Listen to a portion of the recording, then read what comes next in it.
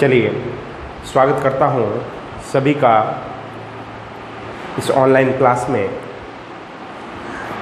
कक्षा 12th arts और science का। आगे हम आज बात कर रहे हैं रहीमदास जी की अगले 3 दोहों की, और 3 दोहों में से जब हम आज की कक्षा पूरी कर लेंगे तो 12 जो इनके पद हैं हम पूर्ण कर पाएंगे। उसके बाद कुछ एक और पद बचते हैं, उसके बाद में ये पाठ पूरा हो जाएगा। तो मेरी कोशिश आप तक, मेरा प्रयास आप तक पहुंचाने का ये रहेगा कि संपूर्ण रूप से आप ज्ञान करें सभी बातों का। आज हम बात करेंगे रहीमदास जी के अगले विचार की। ये जो 10वां विचार है, कल जो अंतिम विचार था उसी से मिलता जुलता विचार है। कल हमने अंतिम बात की थी कि व्यक्ति को अपने दुख को अपने मन में रखना चाहिए, किसी दूसरे के सामने प्रकट नहीं करना चाहिए, अन्यथा वो व्यक्ति स्वाभिमानी नहीं कहलाएगा। और जिसके सामने दुख प्रकट करोगे तो वो आपके भेद जाकर दूसरों को कह देगा। यही बात जो है, इसी बात को दृष्टिगत करते हुए रहीमदास जी आगे कहते हैं अगला, रहीमन निज मन की बिथा। मन की बिथा का मतलब दुख, दुख बिथा, बिथा यानी व्यथा, व्यथा यानी दुख। या तो इसको व्यथा कह सकते हैं या इसको दुख कह सकते हैं, ठीक है। तो रहीमन निज मन की व्यथा, निज का मतलब अपनी, रहीमन निज मन की बिथा मन ही राखो गोय। गोय का मतलब छिपाना, छुपाना। रहीमदास जी कहते हैं कि व्यक्ति को अपने मन की व्यथाओं को, दुख को मन के अंदर ही छुपा कर रखना चाहिए। सुनी अठिले ही लोग सब, अठिले मतलब हंसी मजाक, कि जब लोग सुनते हैं तब वो उसका क्या बना लेते हैं, अट्ठास कर लेते हैं, अट्ठास कर लेते हैं, या अट्ठास यानी मजाक, हंसी, उसको हंसी मजाक बना लेते हैं। और बांटी लेह न कोई, उसको दुख को कोई नहीं बांटता, उस दुख को कोई नहीं बांटता, उसको लोग क्या बना लेते हैं, मजाक बना लेते हैं, लोग उसकी हंसी उड़ाते हैं। इसलिए व्यक्ति को अपने दुख को अपने मन में ही रखना चाहिए। एक बार पुनः रहीमदास जी कहते हैं कि व्यक्ति को अपने मन की बातों को, मन के दुख को, मन की व्यथा को मन के अंदर ही छुपा कर रखना चाहिए। अगर लोग सुनते हैं तो उसका उपहास करते हैं, उसका हंसी मजाक उड़ाते हैं। बांटने जो है, बांटी लेना कोई, उसके दुख को कोई नहीं बांटता, उसके दुख को जो है कोई नहीं बांटता, उसकी व्यथा को कोई नहीं बांटता, बल्कि क्या बना लेते हैं, हंसी मजाक बना लेते हैं। अतः व्यक्ति को अपने मन की व्यथा को अपने अंदर ही छुपा कर रखना चाहिए। फिर 11वां है कि दीन सबन को लखत है। इससे पहले एक बात और मैं बता दूं कि ये जो 11वां है, यही कह रहा है कि आप अगर गरीब से प्रेम करेंगे, गरीब की सहायता करेंगे, तो ये पुराणों में, शास्त्रों में लिखा है कि अगर आप गरीब की मदद करते हैं तो वो आपकी सीधी मदद ईश्वर तक पहुंचती है। आपका किया हुआ कार्य सीधा ईश्वर तक दिखाई देता है, ईश्वर तक जो है पहुंचता है। भगवान आपकी बात को तुरंत सुनता है। इसलिए गरीबों की मदद हमें भी अपने निजी जीवन में करनी चाहिए।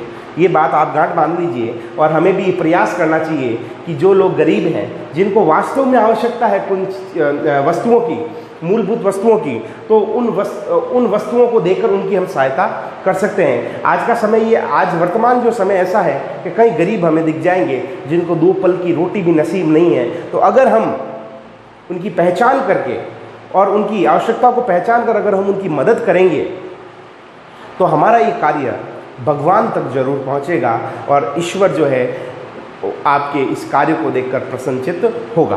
तो यही बात कहा है कि दीन सबन को लखत है। दीन का मतलब होता है गरीब, लखत यानी देखना।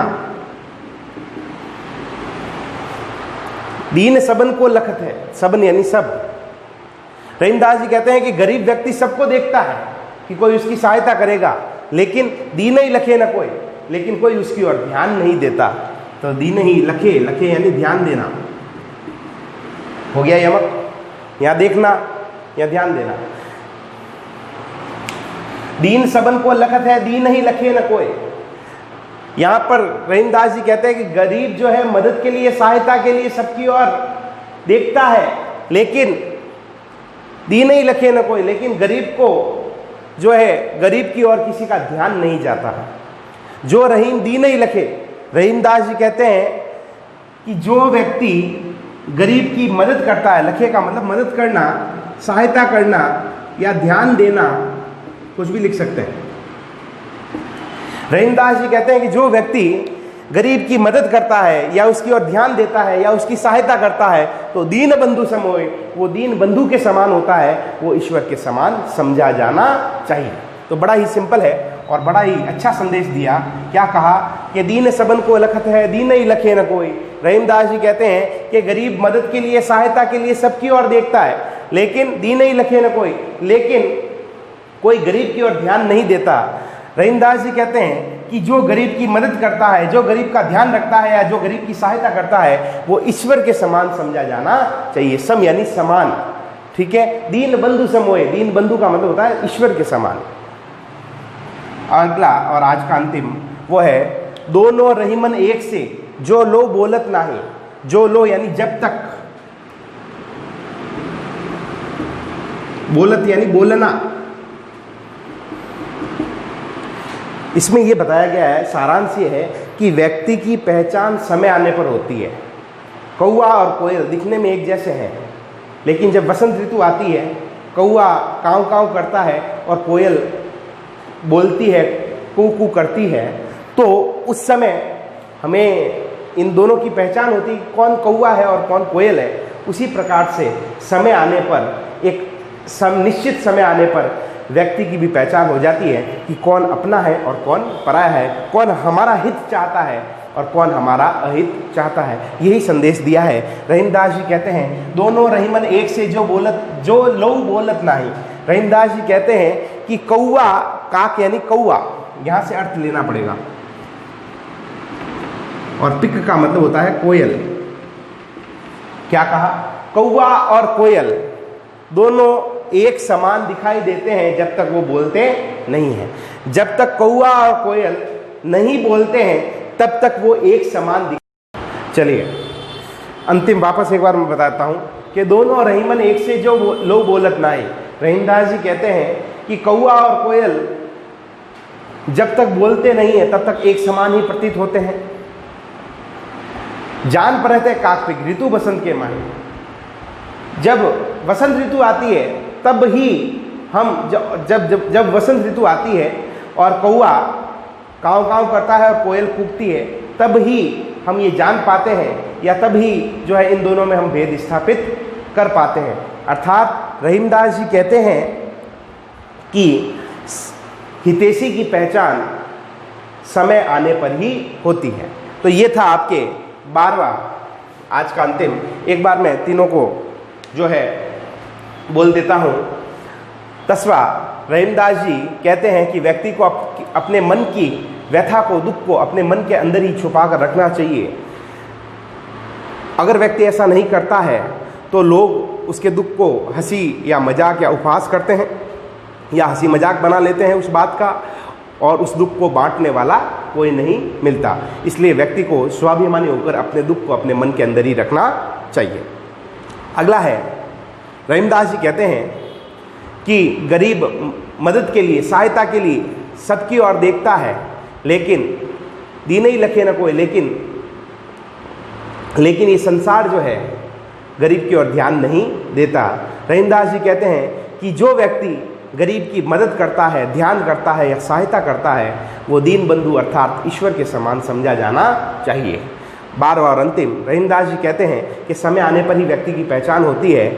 इसलिए रहीमदास जी कहते हैं कि जब तक कौआ और कोयल नहीं बोलते तब तक एक समान ही दिखाई देते हैं या इनमें भेद नहीं किया जा सकता। और जब वसंत ऋतु का आगमन होता है, तब जब वसंत ऋतु का आगमन होता है और कोयल जो है कूकती है और कौआ काँव काँव करता है, तभी इनमें भेद स्थापित किया जा सकता है या तभी इनमें अंतर किया जा सकता है। अर्थात रहीमदास जी कहते हैं कि एक सच्चे व्यक्ति की, सच्चे हितैषी की पहचान जो है समय आने पर ही की जा सकती है। तो ये तो है आपके 12 तक, इसकी सप्रसंग व्याख्या आपको करनी है, ये ध्यान रखिएगा। आगे की बात करेंगे हम अगले वीडियो में। तब तक के लिए धन्यवाद। जय हिंद, वंदे मातरम। एक और चीज़ मैं कहना चाहता हूँ, आने वाले शनिवार को आप सबकी कॉपियाँ चेक होगी। आने वाले शनिवार को आप सबकी कॉपियाँ चेक होगी। अपना कार्य पूरा रखें। विद्यालय में आपको एक निश्चित समय दिया जाएगा, आपको अपनी कॉपी आकर जमा करवानी है, रजिस्टर जमा करवाना है। काम हर एक अध्यापक द्वारा, विषय अध्यापक द्वारा जांचा जाएगा। मैं भी आपकी हिंदी की कॉपियाँ जांचूंगा, इसलिए काम पूरा रखें, लापरवाही ना करें और कार्य पूरा रखें। जब आपको इतनी सुविधा दी जा रही है पेरेंट्स के द्वारा, हमारे द्वारा, तो आपका फ़र्ज़ है कि पूरा काम करके हमें दिखाना है। जो छात्र या छात्रा सीधे सीधे शब्दों में कह देता हूँ काम नहीं दिखाएंगे, उनके पेरेंट्स को इन्फॉर्म किया जाएगा और वो धोखे में न रखें पेरेंट्स को, क्योंकि आपकी पढ़ाई कंटिन्यू चल रही है। ठीक है, तो आप, जब हम मेहनत कर रहे हैं तो आप तो निश्चित रूप से मेहनत आपको करना ही पड़ेगा। और बस यही संदेश था मेरा, यही विचार था जो आप तक पहुंचाना था। इस शनिवार को आपकी कॉपियां स्कूल मंगवाई जाएगी। आप निश्चित रूप से जो है कॉपियां जमा करवाएंगे, सभी के सभी। ठीक है, धन्यवाद। जय हिंद, वंदे मातरम।